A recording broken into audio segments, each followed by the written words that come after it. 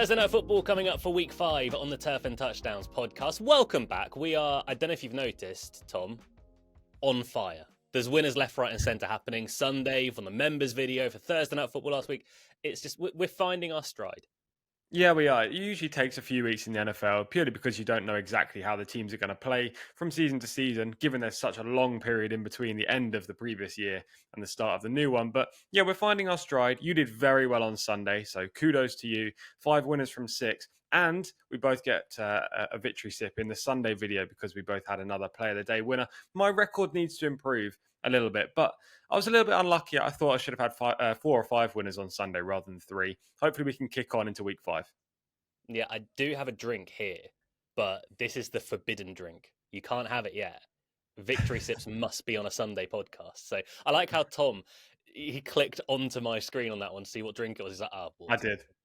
Yeah, just water. There's nothing good about that. We are also informed as well on the members video last night. We had 2 Monday Night Football games to put up 5 selections between us. We went 4 out of the 5. Damn Mike Gesicki, Tom. He's our enemy this week. Yeah, exactly. He just wasn't used. But I mean, that's the case for tight ends league round, isn't it? In some of these teams, you've got elite players that just aren't really being utilised. Maybe we'll talk about a couple in this game that we're going to preview on Thursday night. But I think it'll be mainly a topic for Sunday.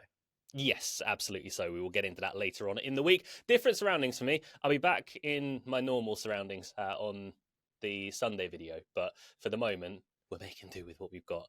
Believe it or not, Tom, this is a radio studio. It doesn't look like one. It's ugly. It's ugly.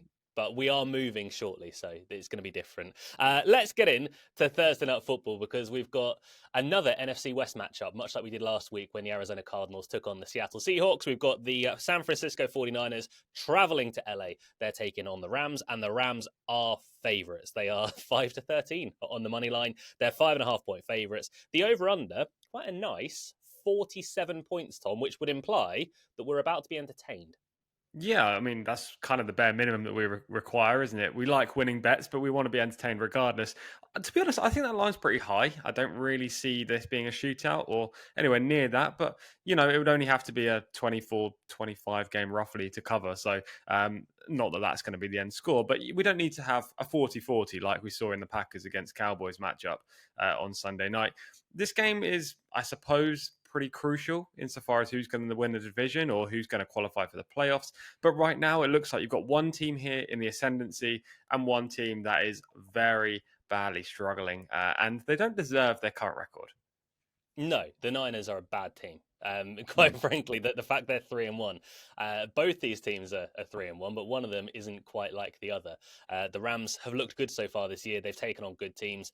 The Niners, they've taken on bad teams, and one of the bad teams beat them last week in the Jacksonville Jaguars. Things are going wrong. Nick Bosa being out, Tom, for the entirety of the season. That's a huge thing for San Francisco. Yeah, it's massive. And this defense doesn't look amazing anyway. And then you go on the offensive side of the ball, and it's not like they're all healthy. Brock Purdy coming back from injury, but he's playing hurt. You've got Ricky Pearsall, who suffered an injury on Sunday, may play in this game, may not. Juwan Jennings is banged up. George Kittle's on IR. This offense is just pretty beat up. Well, the whole unit is just pretty beat up right now. San Fran are probably just going to try and negotiate their way through the next 2 to 3 weeks and hope they can get a win or two. But once they get some of their players back, then they'll rack up some end of season victories. The problem is they're missing not only just a number of players, but their key players. And I just don't see where they're going to be getting points from in this matchup. You've got CMC, Christian McCaffrey, who has been the star of San Fran for a number of years, and he is their main player. But surely the Rams know that it's all about CMC in this matchup, and if they can stop him, I don't see how the 49ers are going to move the ball. On the other side, you've got the Rams, whose offense is high-powered. They have so many players that have a great chance of having a good game here. The likes of Devontae Adams, who cashed us a nice bet on Sunday. Puka Nacua, the best receiver in the NFL, in my opinion. Full stop. Better than Jamar Chase and Justin Jefferson from a talent perspective. Now, I understand that he fits better in this offense than he would anywhere else, and he is kind of a unit player. But every game, it looks like he's going for 10 to 12 catches for 100 plus yards. It's phenomenal consistency. And then you've got a running back duo in Kyron Williams and Blake Corum, who can basically move the ball whenever the Rams want them to. So, yeah, I think this is going to be pretty one-sided. I'm not going to play on the outcome, however, but I think you might be. I will be. Just before I get into that as well, the Niners are so beat up and no one knows what's going on. The only player you can bet a player prop is Christian Yeah. McCaffrey rushing yards. There's no receiving at the moment. There's no passing because we think Brock Purdy will play. We don't know. But who's he going to throw to? Because we have no idea in regards to that. Look, we'll hopefully find out in the next few days. But I don't think either of us would have been too interested in that side of the ball anyway. Which puts us firmly onto the LA side. Now, look, LA are -5.5 in this game. I did check on Sunday when I think maybe Sunday Night Football, let's say early hours of Monday morning, Sunday Night Football was on. And the line was initially 3.5 in, say, favour of the Rams. I'm going to take the -5.5. I think the Rams absolutely rout the Niners here. Brock Purdy looked bad last week. He was missing throws left, right, and centre. Granted, he's just come back off an injury. Look, maybe if Mac Jones was a touch healthier, he'd have had one more game and Brock Purdy would have been given another week. But I feel like Brock Purdy was rushed back in. Everything in this offense runs through Christian McCaffrey. Now, if you take out Ricky Pearsall, if he's not good to go, he had a decent game at the weekend, and then he got hurt once again and aggravated his knee injury, then who's he going to throw to? Juwan Jennings is hurt. George Kittle's not there. It's literally going to be all Christian McCaffrey. I just don't see how the Niners move the ball.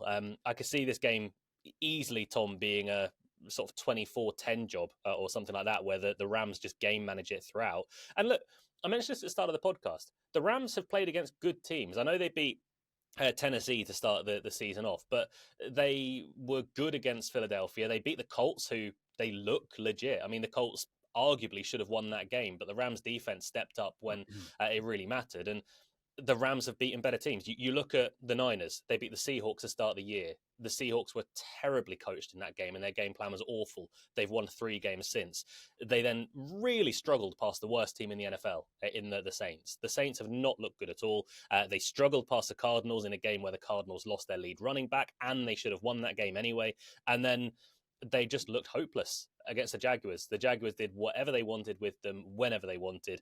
And honestly, Tom, I don't see that changing in this spot. So give me the Rams -5.5. It's not a selection sort of going further, but I do think this is a team, if you want to get creative, you could take the Rams -10, something like that. I think they absolutely dominate here. Yeah, I think they win by a margin as well. The only reason I'm not playing on the spread is because I thought the Packers would have dominated. Sorry, on Sunday Night Football, and we were 6.5 point favorites over Dallas. And Dallas previously on defense looked terrible, but their offense didn't look great either, and it just didn't happen. And sometimes some of these teams can be revitalized. I'm not quite sure how or why. So I'm just playing a little bit cautiously with handicap spreads. But look, if you force me right now to play the Rams -5.5 or the 49ers +5.5, I mean, I'm only going one way. I'm going to LA.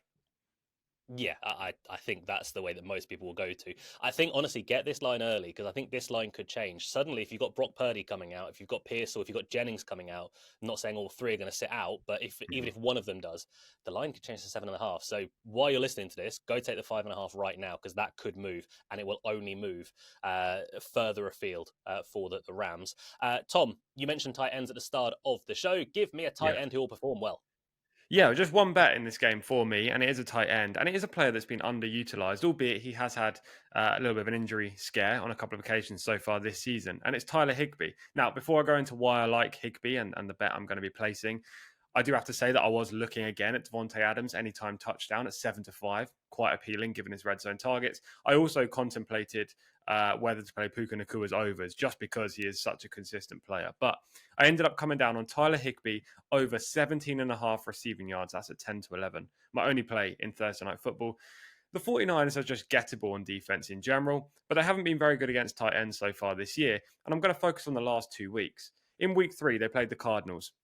Trey McBride, an elite tight end. So you would expect that he would go for, I don't know, a handful of yards, maybe a touchdown and plenty of receptions. He didn't. He didn't have the best of games for Trey McBride. But as Luke's already said, the game plan for the Cardinals was all over the shop there because James Conner went down and got injured. And then Kyler Murray wasn't his best either. So I don't think we can read too much into it. But tight ends in that matchup, Trey McBride and a guy called Tip Riemann, never heard of him, they had 7 catches between them.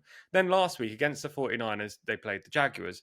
Brenton Strange and Hunter Long, 9 catches between them for 68 yards. So tight ends, over the last 2 weeks, they have 16 catches against the 49ers. I think Tyler Higbee will get at least 2 or 3 in this matchup based on that trend. He is the number one tight end for the Rams. And yes, the Rams aren't a tight end dominant team. They don't always look to a guy like Higbee when you've got Nakua Adams out wide. But he's a mainstay in this unit. He's 32 years old now, and he's been a Ram for most of his career. So I think Tyler Higbee's going to have a good game here. He got some looks last week. He only had 2 catches, but he went for 25 yards. We literally just need a replica of that, and it would more than cover this line. And crucially, in Higbee's career, and I like to do this, as I said on the Sunday pod, if you've watched most of our videos, you'll notice I try to give a trend of how a player has done against a team before.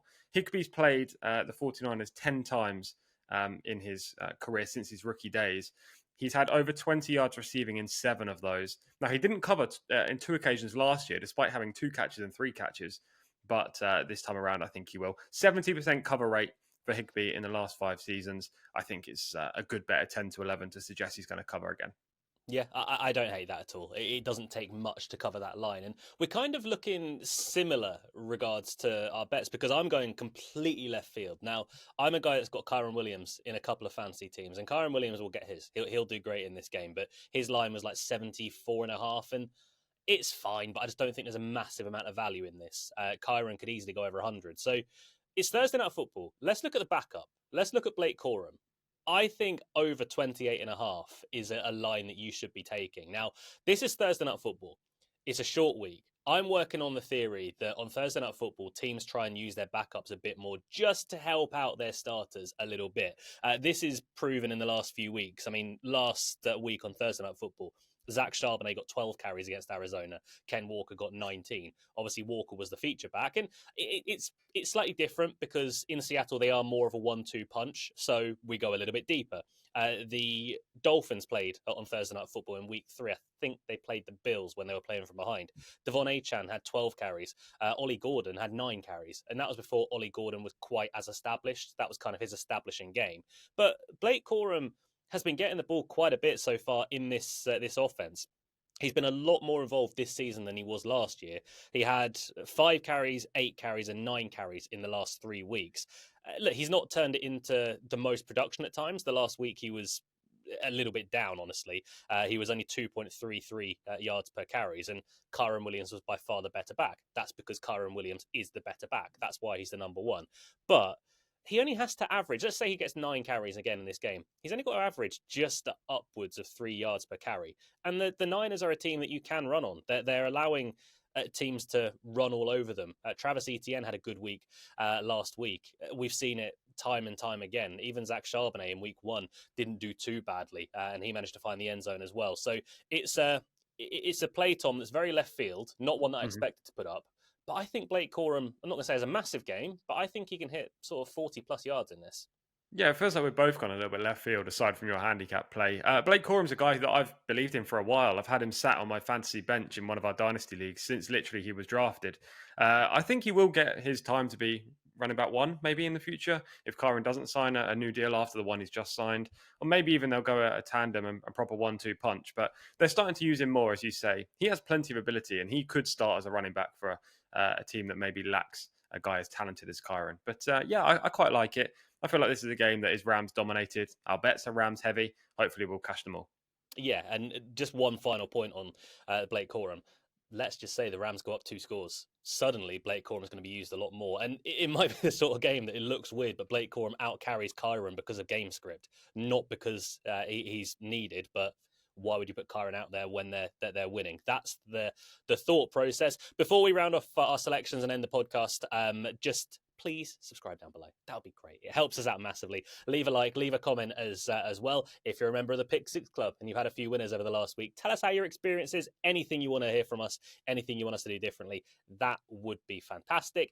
And this week, Tom, we've got a Sunday video as per normal. We've got a horse racing live that we're planning to do, I think, on Friday. So no horse racing video this week, but we'll do something different. Yeah, exactly. It's a really big week of US racing over at Keeneland, but there's good racing Friday, Saturday, Sunday. So we're just going to do a live with like a look ahead to horses who are running at Keeneland who then could go on to the Breeders' Cup. So if you do like your horse racing videos, join us for that YouTube live. It'll only be 10 minutes or so on Friday. And yeah, of course, the NFL podcast, the one we kind of enjoy the most. I'm looking forward to that on Thursday. Should be out Thursday evening or so. Absolutely. I've got two selections for Thursday Night Football. The Rams -5.5. That's at 10-11. I think they cover quite easily. And then we'll go left field. We'll go Blake Corum. I think Blake Corum has a good game. Over 28.5 rushing yards. Again, that is at 10-11. And to make it 3 out of 3, Tom? Tyler Higbee over 17.5 receiving yards at 10-11. That is our three selections for Thursday night football. We'll be back later on in the week. I'll be back in more familiar surroundings. I apologise for the makeshift workplace that we've got right now, but we got there. We got through it. Tom, say goodbye to the people. Bye, guys.